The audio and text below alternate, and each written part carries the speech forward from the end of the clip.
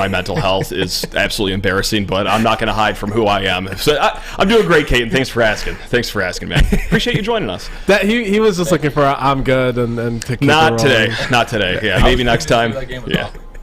See, that's what I'm talking about. Yeah, I mean, we go. Yeah, a game like that keeps you going for like 2-3 days alone. You don't even need sleep. You don't even need food. Yeah, it's just running on that. So, Katin, it's been just over a year now that you've been at Michigan State. You've gotten to get through 2 off-season workout programs because you early enrolled last off-season. You have gotten to go through camp and a regular season. What are your impressions of your time at Michigan State so far? So far, man, it's been amazing. I've loved my experience here. Coming in early in the winter, it's definitely a change, just a change of pace for me for sure. Just going from high school to college is definitely a big change. But as the season went along, I felt more and more comfortable with the school and the community, and overall, it's just been a great experience, and I can't wait to start this next season. And I know we're really early into the offseason here. Spring ball is yet to officially kick off. But what's been different about this offseason compared to the last one, as you were just one more year wiser than you were? It's definitely a lot better. I feel like I know what to expect coming into an offseason, so I know what to prepare for and how to prepare. Where last year I was kind of learning as I went. I feel like this time around I know what I need to do to put myself in position to get on the field and play, and also just get close to my team and just build connection with my teammates and stuff like that. So, Katin, you mentioned in your earlier response that coming up to college from high school, obviously it's a transition that everyone, no matter how ready they think they are, kind of have to go through, and they're like, oh, shoot, this is college football now. What was kind of the one thing that kind of took you by surprise or took longer than maybe even you expected for you to transition into? What aspect of college football would you say kind of stuck out to you like that? I feel like the schedule is definitely a big thing. There's not a lot of downtime when you're being a college athlete. You're waking up early in the mornings, going to lifts, practices, and then you got treatment, and you got meals, and you go to school after, and then you got to find time to get extra work. So just the schedule part is something that I had to get used to, just doing that day in and day out and staying focused. But I feel like as I went along through this past year and going into this off season, I feel like I'm managing my time well and getting myself prepared. So. And part of that schedule is just relentless workouts. I mean, you guys are put on the strain train. So this might be a stupid question, but like, how difficult are those workouts? Because let me tell you, I ran for 2 miles today at a glacial pace, and I felt like 2 miles? The end was near for me. So like, how bad are these workouts that you guys are doing over there in East Lansing? There's some tough ones. We're really putting the work in over here. Some days we have Fridays, we have strain trains, which are they just know that we know we're gonna walk in, we're gonna get work. So yeah, there's a bunch of station work and the conditioning, and everyone knows what we have to do. We just come in and put the work in. So it's been great. Strain train. Yeah.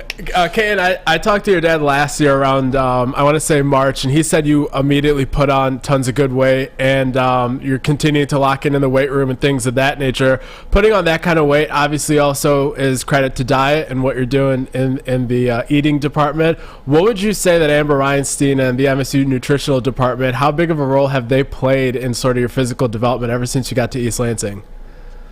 Yeah, it's been Amber's done a really good job with me. I feel like she's played a major role into my development and my health. Right now I'm on like meal prep, so I have meal preps every single day, 7 days a week, and it's just really good food. And then I'm trying to stay hydrated and do all that kind of stuff throughout the week. So I feel like that part is a lot, as well with like lifting and stuff like that. I feel like it's really developed me and put on some really good weight for this upcoming season. So. And offensive coordinator Jay Johnson, he has a great eye for quarterback talent, obviously, wanted to bring you into the program. But you saw something in Jay Johnson as well. What is it that really got you liking him in East Lansing, and what has he been like so far in your year on campus? I just love how Coach Johnson, how detail-oriented he is. I feel like day in and day out, he knows what we have to do and what we have to produce, and knowing my skill set and how I'm going to fit into this offense is just something that we've talked about, and working every single day and working on the stuff I need to perfect my craft and stuff like that. I feel like that's something that he's done a really good job with me, just helped me develop and become a better quarterback. So, Katin, when it comes to the fans, when they think about an offensive coordinator, really the only thing they judge them off of is just play calls, and that's really it. When we kind of, as recruiting reporters, look at Jay Johnson, the biggest thing that comes to our mind is the talent that he brings in. Obviously yourself and Sam Leavitt as well in the current class, and there's some guys in the 2024 class that are really interested.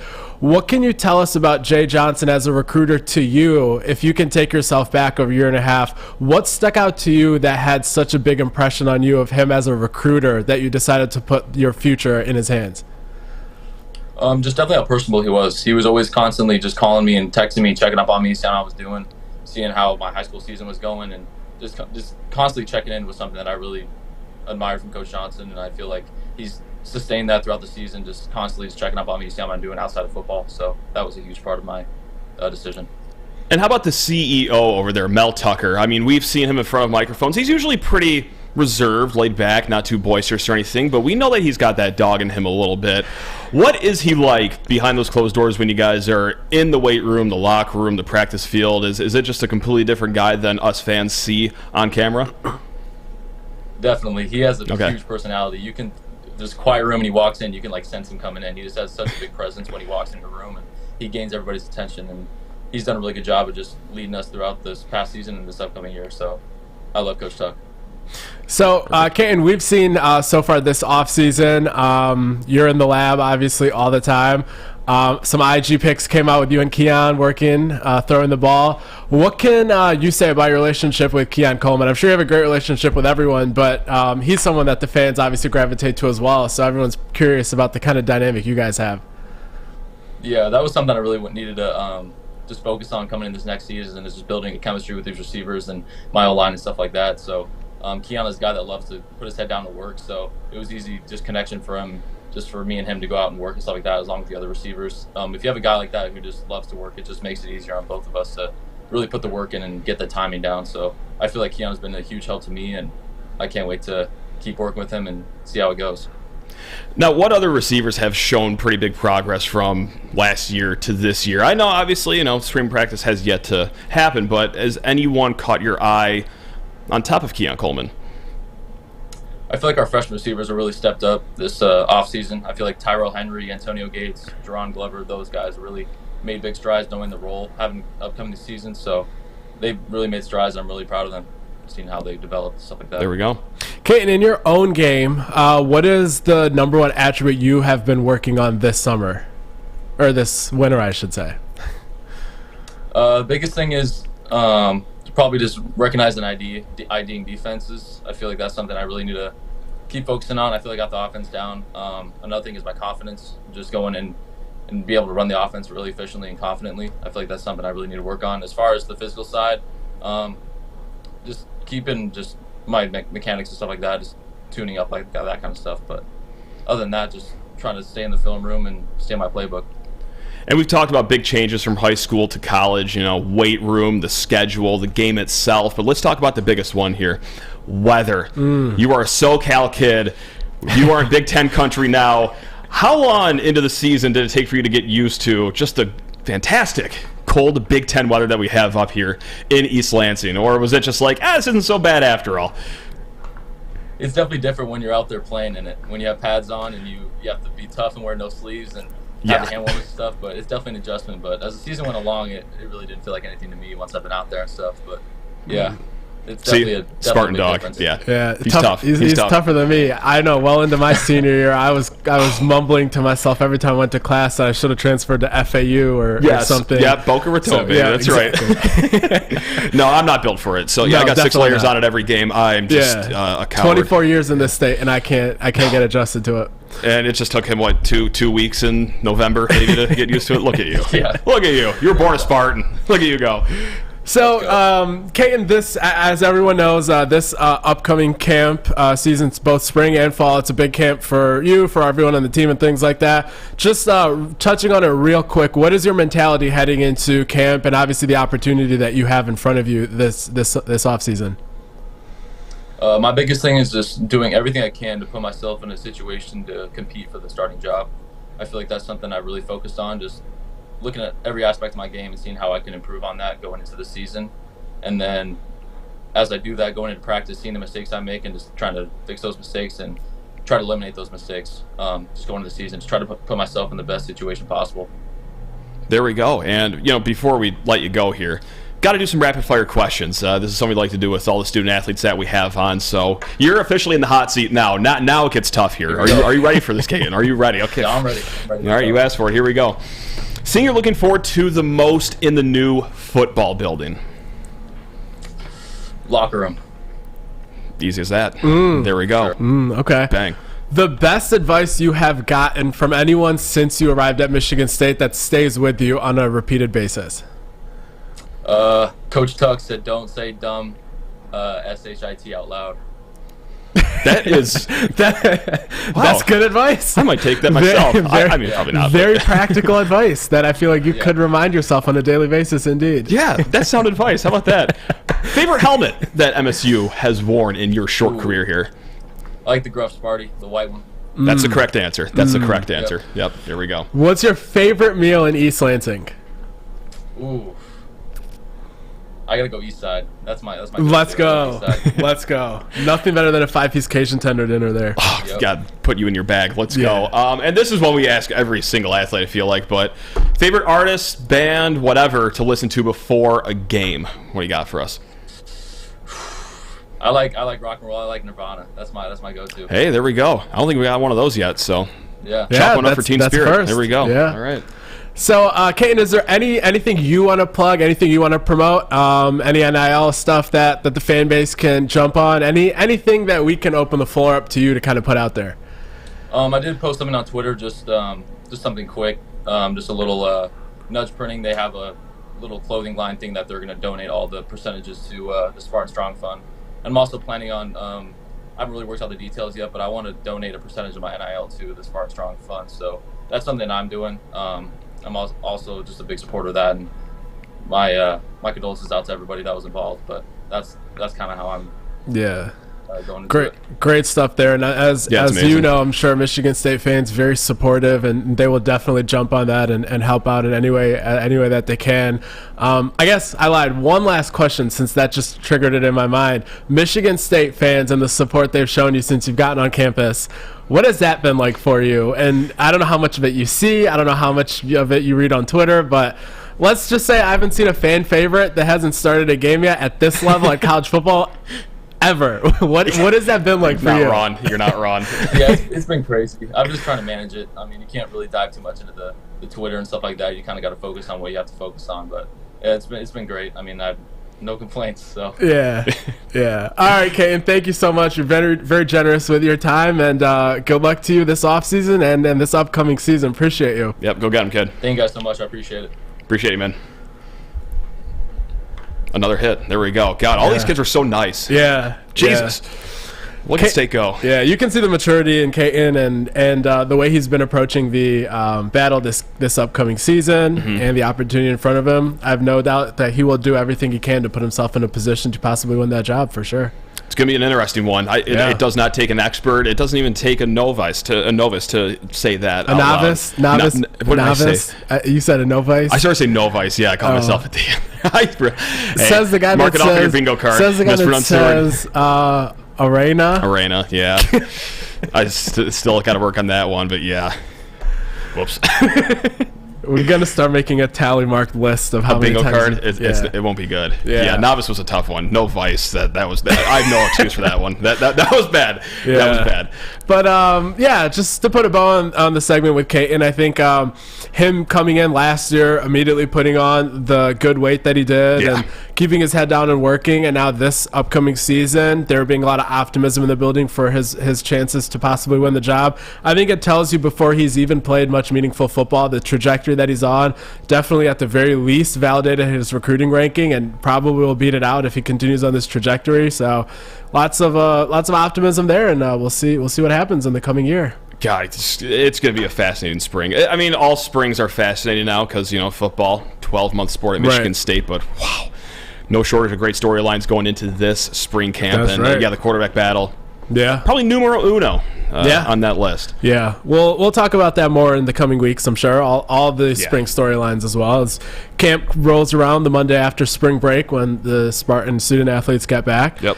And that's when we'll dive into some of that. But, Matt, you ready to talk about the putting the ball in the net sport? Which they did a lot of Tuesday night in Lincoln, Nebraska. Oh, my. I love March, but I hate March. I start talking crazy. I start talking like a delusional person. You think I'm bad the other 11 months? Like I become a menace mentally. Exhibit A. I walked into the studio and Matt goes, I found out it's how many hours? About 1,100 to 1,200 miles. 1,100 to 1,200 miles to drive to Houston. Yeah. And for those of you that don't know, that's where the Final Four is. So I hate that I did that. About 23 hours after Matt was convinced the season was lost. Yes. He is now looking at driving plans to H-Town. So that's the temperament that he has here about basketball, and probably the same way as him. It's nuts, but dude, like yesterday, my wife and child are doing bedtime, so I can sit on the floor in the basement and watch a game played by college kids in my lonesome. And I walked in to read a bedtime story, and my wife's like, "What are you doing here? The game's on." I'm like, no, it's over. It's done. And this is when MSU was down 12. Fast forward like an hour, I looked my wife dead in the eye after Tyson hit that dagger 3 and said, we're the best team in the nation. Oh. We are the best team in the nation. And Justin, you know what? I believed it when I said it. I truly, in my heart of hearts, believed it when I said we are the best team in the nation. Now, okay, the craziness has gone down a little. I don't think we're the best team in the nation, but like March run incoming, whether that's just, the second weekend, whether it is H-Town, you gotta like what you saw from Michigan State. Look, I know I'm talking crazy. I know it's a quad 2 win, but that's as good of a quad 2 win as you could possibly get, I think, because what happened on Saturday, the Iowa game, the biggest storyline was going to be how's this team going to bounce back mentally. Okay, first half, you spot Nebraska 15 points. Their arena, you like that, is out of control on senior night. Tomi Naga is hitting everything. He's turning around before the ball even goes in the hoop. It's like, okay, they're not against the wall. They are firmly in the wall. We are through the drywall right now. Things are not looking good. But that second half is everything that you want to see out of a team when March rolls around. Not just hitting open shots, but finding the open shots. Great ball movement, great defense on the other end. Tight rotation. I'm fired up. Happy March, Justin. Happy March. Yeah, I think the first thing that comes to my mind is the way that Michigan State's offense has played the last couple games. It got overlooked in the Iowa game because they lost, obviously, right? People aren't going to sit here banging the drum of you got to give their offense more respect when the game was a loss. Sure. But fact of the matter is, this is now 2 games in a row where the shot making and the ball movement was on another level. Yep. What I also combine with that is the thought that while the defense hasn't been good recently, even though it was for a lot of yesterday, not early Second on. half, yeah. Right. First half was tough. The fact of the matter is their defense was very, very good just 3 to 4 weeks ago. So if you can combine a part of your team's identity that you were hitting on all cylinders just a month ago, we're not talking about 3 months ago, just a month ago, with the part of your team's identity right now in offense that is clicking currently, I don't think that's a pipe dream. I don't think that's an unrealistic expectation. But if they can combine those 2 forces at once here in these next couple weeks, I agree. There's not that many teams that can beat them. They're up to, 23rd now in Ken Palm? They're climbing up there. Something like that. I think they're top 25 now. It is... I think that's an accurate representation of where they are, and I think on a given day they can beat pretty much anybody out there. Maybe Houston is a little different, but they've faltered a few times. If Temple can beat them, I guess so can other teams. So sure, it's very interesting. God, and just one more intangible thing that I want to bring up from Tuesday's game. And this goes beyond the box score is what I mean by that, is AJ Hoggard did not have a good first half by any stretch of the imagination. Izzo talked with Big Ten Network after the game and said, AJ went into the locker room at halftime and said, well, that's the worst I've played. And Izzo chimed in with, ever. Like, yeah, it was. But AJ Hoggard owned up to it, right? I mean, you could have poor body language. You could go in the locker room pointing fingers at one another as to why you are down 12 points against Nebraska, but took total ownership of it and, just responded with a record-setting performance that was, due for his second half. 14 assists total on the game. The only other Spartan to do that in a true road game, the Magic Man, Magic Johnson. So MSU basketball pointed that out on Twitter after the game. Yeah. So what a bounce back by the captain of the team, essentially. You know what I mean. I think that's a great point. Throughout the season, there have been some questions about who is a leader, how often do these guys lead. I think those are all fair questions. I think ever since Cassius and Xavier Tillman and those guys have left, Aaron Henry to some extent was a solid leader, but there's been some of that lacking. But at the end of the day, if you can have someone, an upperclassman guard like that, go into the locker room, say, I played horribly, the team as a whole very down probably, I'm guessing, after that Iowa game and then that first half at Nebraska. It takes a special set of leaders and a special team to come back from that. Yeah. And as we have talked about in the past, moral victories and things of this nature, even when they were losing, there's a different level of fight that this team has than the last two teams at Michigan State. Sure, in all three of these years, the regular seasons may have been underwhelming, but the whole time, this team has felt different than the previous two before it. 100%. And how much are you loving that small ball lineup now that they have deployed more and more as the weeks go on? I mean, we're talking Joey Hauser, Jaden Akins, Tyson Walker, all shooting the three-point ball at over 41%. Okay, you want to throw Malik Hall in there? Over 38% shooting. And then the fifth guy in that rotation is AJ Hoggard, obviously great distributor. He can go downhill towards the basket, best guy at drawing fouls on the team, and is known to hit a three-pointer every once in a while. That five to end the game, this is why I'm Google mapping how to get to Houston in an automobile, just in case. Just in case. Knock on wood. Yeah. I think as everyone has talked about now, Michigan State is top 10 percentile in three-point shooting. Unfortunately, they're not even in the top 50 in terms of three-point attempts in terms of their percentile. So that is something ideally that they recognize and they try to change, or not necessarily even change, because the last two games they attempted more than 23s. So ideally they just need to keep this trend going. But yeah, like you said, they have a lot of three-point shooters on this team, and that needs to be the way that they live or die these next few weeks. With that small ball lineup, they have not done a great job rebounding. But if you're making your shots and you're outscoring the other team for the most part, other than the final minute against Iowa, I think that can help mitigate some of that lack of size, and I think it's an identity that they can lean on here. Is there anything that you want to see this Saturday from the team, either that you haven't seen yet that you think is really urgent as we are coming to a close of the season, or anything that you just want kind of reaffirmed, or what are you looking for this Saturday? I don't know if it can be done in one game, but maybe before March Madness or before the big dance starts, maybe through Chicago, I want to know firmly which centers and how much they can be expected to play. Yeah. I would like to know, is Jackson Kohler a 9-minute type of guy? Is he a 14-minute type of guy? Personally, I was thinking yesterday I would play him maybe 18 to 20 minutes kind of at this point. Gotcha. Maybe that was a little overkill. Or honestly, even Cooper, I wanted to see him play more than he did. Did he play yesterday at all? I don't remember it if he did. So apologies if he did. Right. I don't think he did. So that's kind of I believe that these guys can and probably should play more than they are playing. So either I would like to see them play more, or I would like to be proven wrong about why they shouldn't. Yeah. So that sort of clarity with the minutes distribution at center is pretty much the only thing, I think. I like that a lot. And I just looked it up. Cooper did not play at all yesterday. Also, just what I want to see too is, look, Nebraska's solid defensively. They are top 75 in adjusted defensive efficiency. They're not putting the clamps on you completely. Still top third of the nation. They're better than average for sure. So what I want to see again this Saturday, and this is something Michigan State's done better and better as we are going into the twilight of the season, is just the ball distribution and finding the open shooters. I mean, what they did in the second half yesterday was a masterclass. Even in the first half, too, they were finding really good looks. Early on in the first 8 minutes, got a little wonky there in the middle of the first half when they're passing up open threes, but they were there. So just the ball movement, everything like that. If you could see that again against Ohio State, you're going to feel a little better about that.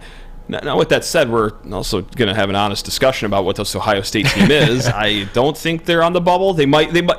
First 4 teams out? Is that where they're at right now? Ohio State probably is not even anywhere in the picture. First 4 out of the CBI? Or something like that. It's sounds not good. about right. Yeah. I can't believe how bad it's gotten for them. Yeah. Some context here. Obviously, this game is at the Breslin Center.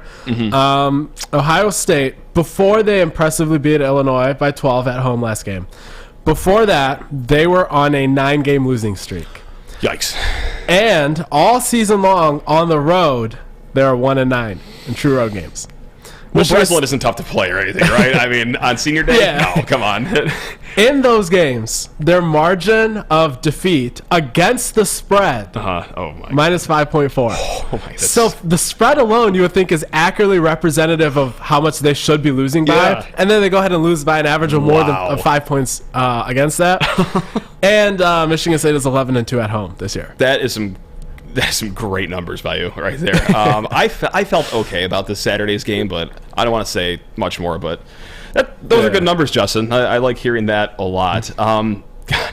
Senior day, though. Hey, we got to talk about this. Yeah. Who's kissing the Spartan logo? Because everyone, I think quite literally everyone on the team, has more eligibility left. Yeah. That's right. Even Joey Hauser, the guy that's been in college since 2014. Like, he can come back. The COVID year added so many years onto so many careers, but who's kissing the Spartan logo then this Saturday? I think if I had to guess, I think everyone that is an academic senior probably will kiss the logo. I think Tyson Walker, Malik Hall, and Joey Hauser all probably will. The reason I say that is last year Joey Hauser did so, and then he returned. Yep. So that's just a moment that they want to make sure that the guys have, even if they come back.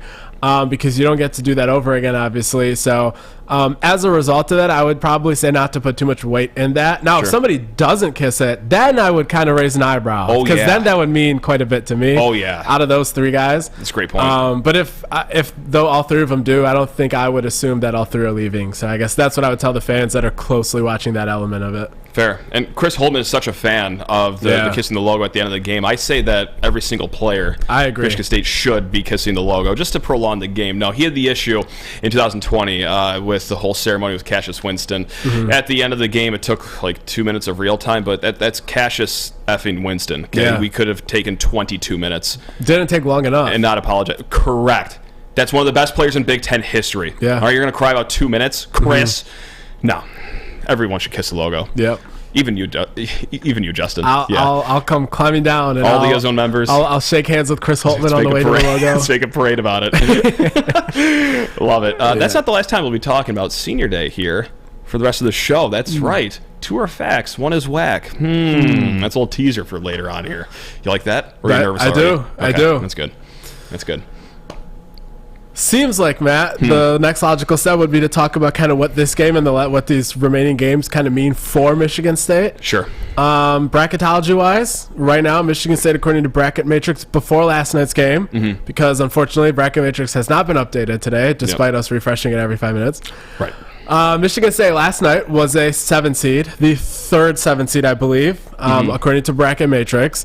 I doubt they probably would have moved up much, but hey, that alone is good enough for right now. I think a lot of Michigan State fans would take a 7 seed right now. And that's a good spot to be now with a chance to win at least this next game, if not win a couple more, maybe get into the 6 seed. So that's where Michigan State particularly stands. The Big Ten as a whole, I guess we could talk about that in our next segment, but looking like 9 teams will be making it from the Big Ten so far in the current projections. But I guess bracketology-wise, anything about Michigan State that you kind of have feedback on, or what are you kind of looking at right about now? Yeah, I punched it in to barttorvik.com, like some different scenarios, and let's say they win out. Let's go crazy. Let's say they just win the Big Ten title. Bart Torvik has them as the first 5 seed right now. So it'd be on the cusp of the 4 and the 5 seed. Of course, Bart Torvik is computer driven. The committee is human. But also, if you're like me and you buy into the conspiracy theory that the Big Ten title game is too close to Selection Sunday, where the committee already has their mind made up, might be a 5 anyway, but again, that's crazy talk. Now, more realistically, let's say they beat Ohio State. They win their first Big Ten tournament game, and then, okay, they lose in the second round. Bart Torvik has you as the last 6 seed, so they will be right on the cusp of that 6 or 7 game. If you lose any of these next 2 games, they'll be quad 2 losses. I think you'll be firmly on that 7 line, but again, this is where we now enter the what do you believe, computers or humans debate.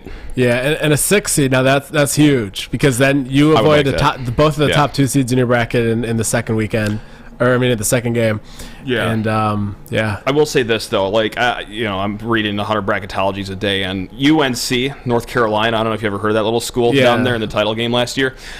They're, like, the last team in for a lot of these brackets, and usually those are, like, 11 seeds. I swear to God, if it's 11 seed in North Carolina for 6 seed Michigan State just for ratings, like, I will evaporate. I will just spontaneously combust into dust and never to be seen again. I'll be so angry. But so I'm just mentally preparing myself for that. I just planted that in all of your heads just to like soften the blow when it actually happens on Selection Sunday, just for the heads up. That is a scary sight to think about. I can't think of anything worse. And also in terms of Michigan State's I guess opening game in the Big Ten tournament, whether it's a second round game or a third round game after a double bye. MSU Twitter member Jake Schemmel, former Michigan State basketball student manager. A legend. Yes. Good ball knower to follow on Twitter. Yep. He put together sort of a layout of what needs to happen for Michigan State to make the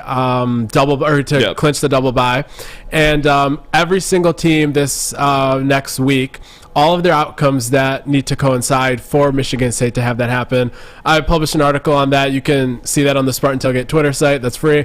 That kind of tells you what you need. I'm not sure how likely it is. I would say it's probably pretty unlikely, but so was Iowa hitting 5 threes in the final minute. So odds go out the window right about now to me.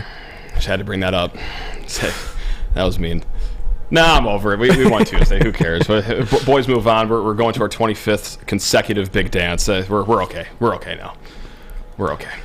Is it new segment time? I believe so. Hatch this thing for us. Hatch this egg for us, Justin. Let's go. Let's get nuts. Michigan State is a member of the Big Ten Conference, Matt. Oh, yeah. Yeah. Nice. Breaking news. Nice. There we go. So, fun fact. As we like to keep people informed about what is happening in the Michigan State world and adjacent, I think it is logical to introduce the segment of the Around the Big Ten. Here we'll kind of just be talking about kind of some spillover implications for Michigan State, just new talent entering the league from the high school ranks, maybe coaches departing from the Big Ten that Michigan State might recruit against, how other teams are trending up and down, things of that nature. So just kind of keeping fans briefly informed. We won't be diving too deep into any of these topics regularly, but just kind of grazing on headlines that you kind of need to know. Perfect segue from the previous segment that we were talking about. All the other teams in the Big Ten right now, they're all log jammed right there. And the amount of opportunity that a lot of schools have to get in depends on what happens in this next week or so. Yep. Right now, Michigan is the 10th Big Ten team in terms of the picture overall. And they are on the bubble. Right now, I believe 131 Sports has them as the third team out. Okay. Right behind them in the next group, which is the next four out, Penn State is the last team there. So those are the two fringe Big Ten teams. Everyone from Wisconsin and above looks to be in good shape to make the tournament right now. That is where the Big Ten stands from a bracketology standpoint, heading into the final 4 days of games. So going to be a lot of representation for the Big Ten in the Big Dance. We'll see if one of them can make a Sweet 16 or maybe an Elite 8 this year. And if it's going to be one team, don't have it be that team again. You know, like that's, you know what I'm talking about. Yeah, just a gimme game against a Mountain West team, and then you get to face Rick Barnes in March. Yeah. In Indianapolis, it's totally not bitter about that. Who do you think, if somebody told you only one team from the Big, or let's say two, because I know you're going to say Michigan State's one of them. All right. So if Michigan State and one other team make a Sweet 16, who are you predicting is that other team? Yeah, I've fallen in love with Trace Jackson Davis, and I know like you could not have worse timing to talk about Indiana as they lost by 78 points at home to Iowa last night. But I put me aboard on the Indiana hype train, I guess. You can make an argument for Northwestern. You know, that's a very sizzling backcourt that they have, and that seems to work out pretty well in March. True. Purdue is Purdue, but at the same time they're Purdue. Yeah, you know, like they're good, they're solid. They'll be a 1 or a 2 seed, but it's Matt Painter and Purdue. Yeah, we just saw them lose to a 15 seed in the Sweet 16 last year, so I'm a little reluctant to put my eggs in that basket. I agree. So go Hoosiers. I agree with that 100%. Because right now, if you told me like who are two teams you probably don't want to play tomorrow, probably Purdue and Iowa. But if you ask me who are two teams that you would bet to make the Sweet 16, I would not say either of those two teams. Their identity, their coach, the lack of grittiness. Just I can't see those being the answer. I think Indiana is a solid choice. It definitely isn't going to be somebody like Wisconsin pulling an upset from the 11 seed line. Definitely isn't going to be Illinois. Well, there's no definites in March, but as close as a definite could be, I think that those guys are reeling right now. So, I mean, they might have a lot of teams, but there's not a lot of choices to say who's going to make a run here. It's just another year for the Big Ten, it sounds like. Yeah. Looks like Michigan State has to carry that shield for the rest of the conference, Justin. That's Let's right. go. Let's see if we can do it. Yep. So some minor storylines around the Big Ten. 2024 5-star quarterback, the number one player in the entire country. Yeah. Dylan Raiola, son of Dominic Raiola, the NFL offensive lineman. He visited, I think he's visited a couple times Nebraska now, but he has gotten 3 crystal balls now for the Cornhuskers, where his dad's brother, Donovan Raiola, is the offensive line coach and associate head coach. That'll do it. So if Matt Rule can start landing the top player in the nation in these recruiting classes, I don't think Nebraska would be an easy opponent to get some wins from. So that's kind of relevant to the landscape of the Big Ten. I guess we'll see what happens there. Kind of early still, obviously. There's a lot to play out there. Around the Big Ten again, Michigan State obviously has gotten into a lot of recruiting battles with Penn State. And there was a recruiting battle in the defensive line last cycle, or 2 cycles ago now. Davon Townley, he's a defensive end from Minnesota, went to Penn State. Gotcha. His primary recruiter then, and I'm sure others as well in the battles they've had, John Scott, who was Penn State's defensive ends coach, was hired by the Detroit Lions. So that'll be an interesting spot to see who they replace him with. So some things around the Big Ten there to kind of keep an eye on. There we go. Nice. That Raiola news is interesting for Nebraska. Yeah. Like when he canceled his visit to Georgia, that arched both eyebrows for me. It's like, Nebraska getting spicy. And like, there's no adage in sports that I hate more than this sport is better when this team is good. But the Big Ten will be more fun if Nebraska is good. I agree. Like, that's a long-suffering fan base. There's like really only maybe one other fan base in the conference that like I really want to succeed.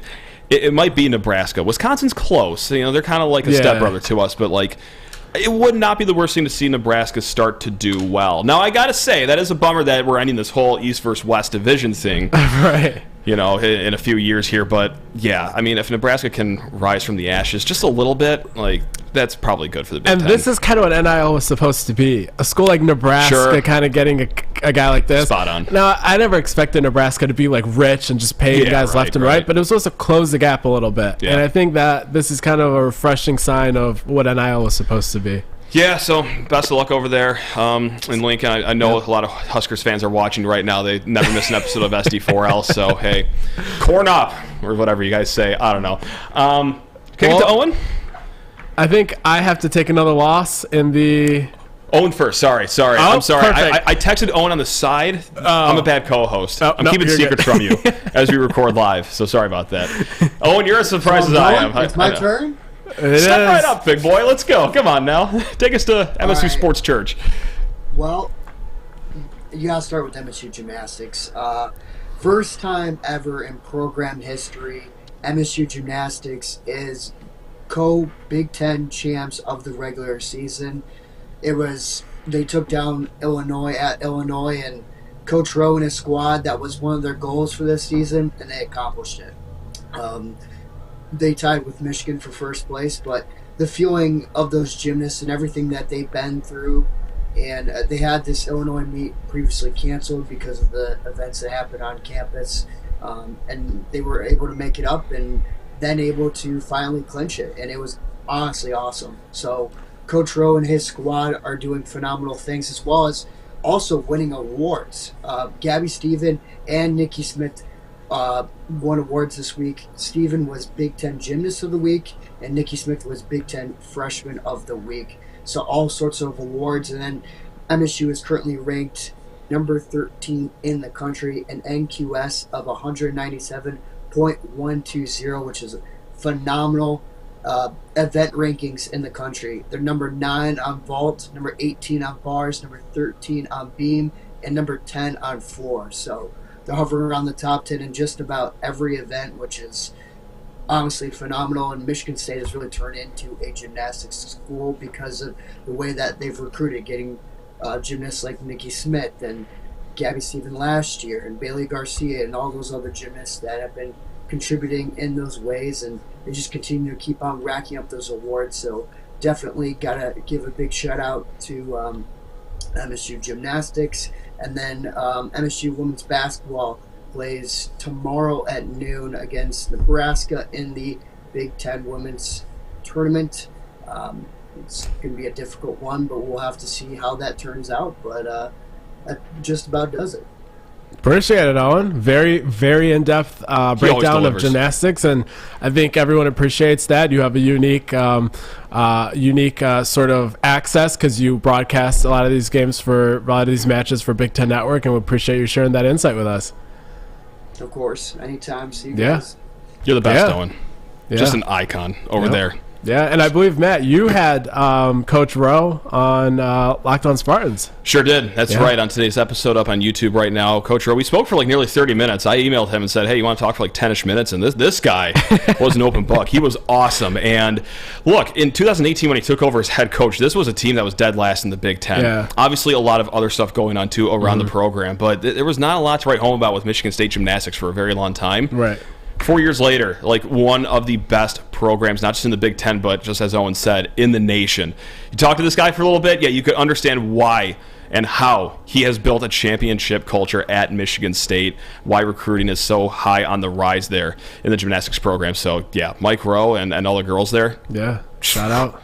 Just absolutely destroying the game. So, love to see that. Love to see that.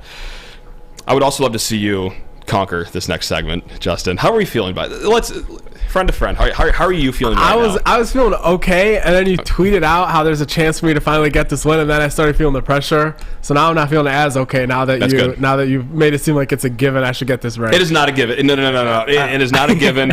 But just like mathematically, like you're due to win one of these, right? So 2 of these are facts. One of them is whack. Justin, are you ready to play? 2 are facts. 1 is whack. I believe so. This is Senior Day themed, and also the last 10 Senior Days that have happened in East Lansing. Number 1, MSU is 10-0 in the last 10 Senior Day games. That's it. Number 1, MSU is 10-0 in the last 10 Senior Day games. Number 2, Cassius Winston scored 27 points in the 2020 Senior Day game against Ohio State. In the last 10 years, no one has scored that many points on senior night. And the last one, including this upcoming Saturday, MSU's most frequently played Senior Day opponent in the last 10 years is Ohio State. Okay, so you got this. To clarify the middle one, Absolutely. You said Cassius scored 27, no one else has scored that many on senior night? That many or more, yep. Yeah, in the last 10, right? In the last 10, yep. Okay. 10 senior nights back of being undefeated. Seems like a very lofty standard for that large of a sample size.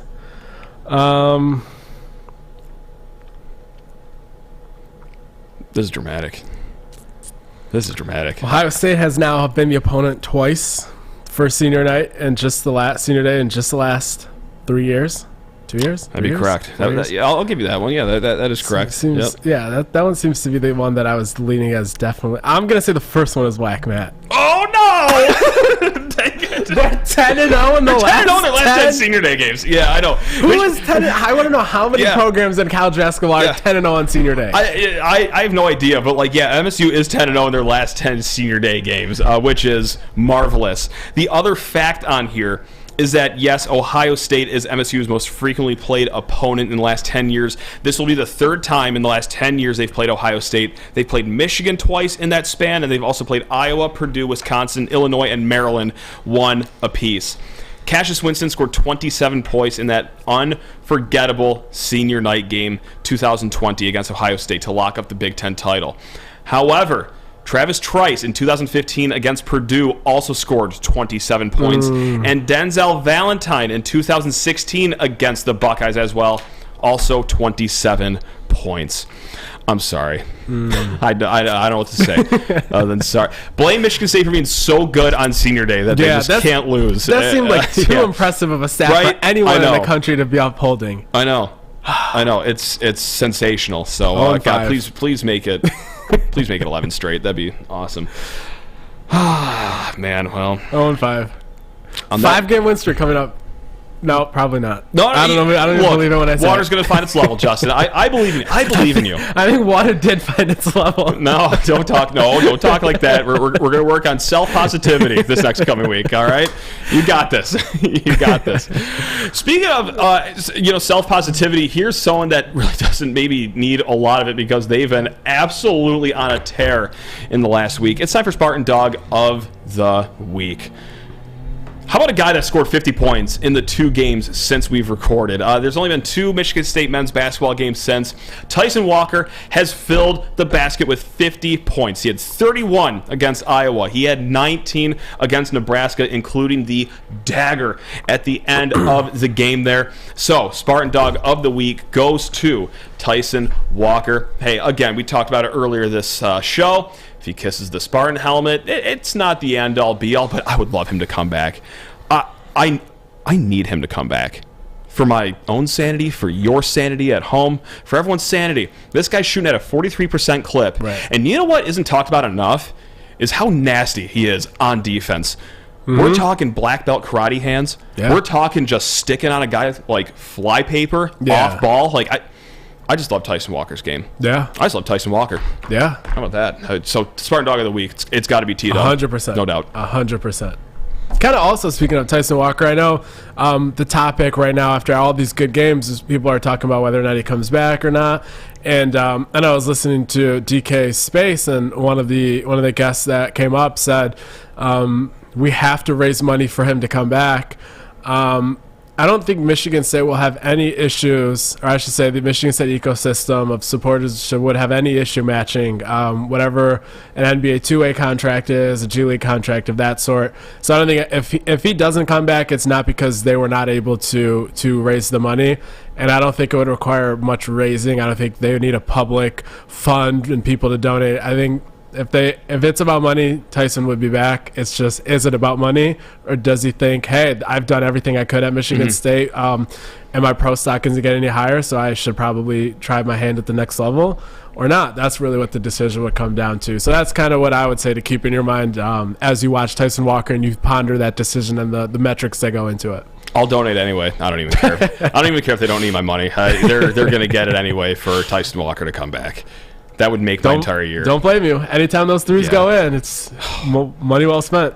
I was talking like a lunatic when that 3 went in last night. I just completely deranged talk. It's just at some point like, oh, this one can't go in. The last one went in. Oh, how about the out of bounds play with like 1.1 seconds left? Unbelievable. Like, and just the cleanest swish. He shoots like 200% on contested fadeaways from mid range. It's unreal.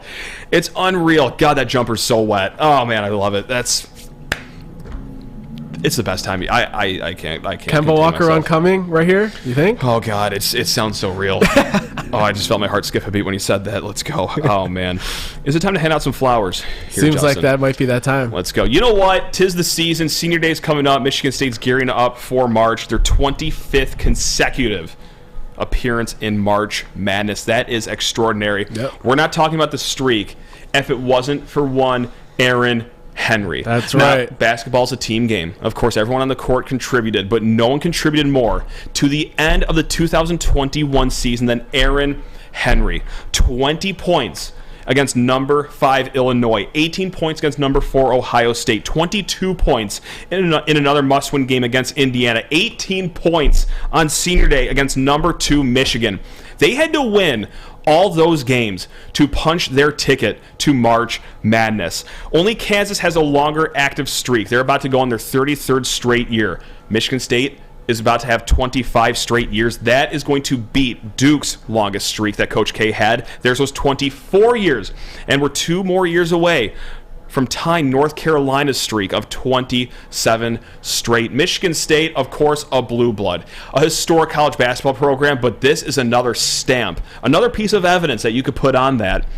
And we're not talking about that without Aaron Henry, the guy who put the team, the program, the school on his back and dragged that team to March in 2021. So, Aaron Henry, hey, keep balling, young man. Here are your flowers. We love you over here in Spartan Nation. 100%. Sixers G League legend Aaron Henry. Let's go. Let's go. He's teaching Victor Wembanyama how to play, by the way. I don't want to get that twisted any way around. Right. They brought him in. Yeah. for mentorship. Yeah. He made Joel Embiid, sources said. I'm not going to dispute it. Unreal I'm not going to run. dispute it. Unreal run that he had With at, that at attitude, Michigan yeah, that's State. going to will anyone to greatness. Yeah. God. Shout out Aaron Henry. That was a stressful week, or weeks, Yeah. plural, I should say. That was a lot of sleep lost during that. God, it's March, Justin. It's March, man. This is, oh, God. I know I've said this like 5 times now, but it's the best time of year. It's the best time of year. Time to follow John Rothstein, and time to lock in the lab, and time to watch some High Point highlights and Valparaiso, and let's see which mid-majors are making this run. Let's go. God, I also just like horrible gambling, too. Like, if you don't think I'm not going to light money on fire betting on Oakland to win the Horizon League at 50-1, you're out of your mind. Jalen Moore, about to carry him. Bro, the prodigal son, Rocket Watts, is going to make us rich very shortly, Justin. It's going to be a movie from Rocket Watts coming up. So that's right. 50-1 odds. That's not gambling. That's just a financial investment at that point. Seems like money laundering to me. Don't take that advice, actually. Oh, man. Well, does that about do it, Matt? I guess so. It appears to be the end of the podcast. That was fun, as always. I hope everyone else at home had fun. Yeah, well, it doesn't matter as long as we had fun. That's a good point. Yeah, that's a really good point. Yeah. Oh man. But yeah, we had a solid talk with Katin Houser at the beginning of the episode, and basketball, lot to talk about, and hopefully we continue to have a lot to talk about here in these coming weeks. So, with that, I was Justin Thin. That's Matt Sheehan. We appreciate you watching this week's episode of the SD4L Show. See you next week. Love you guys. You're the best.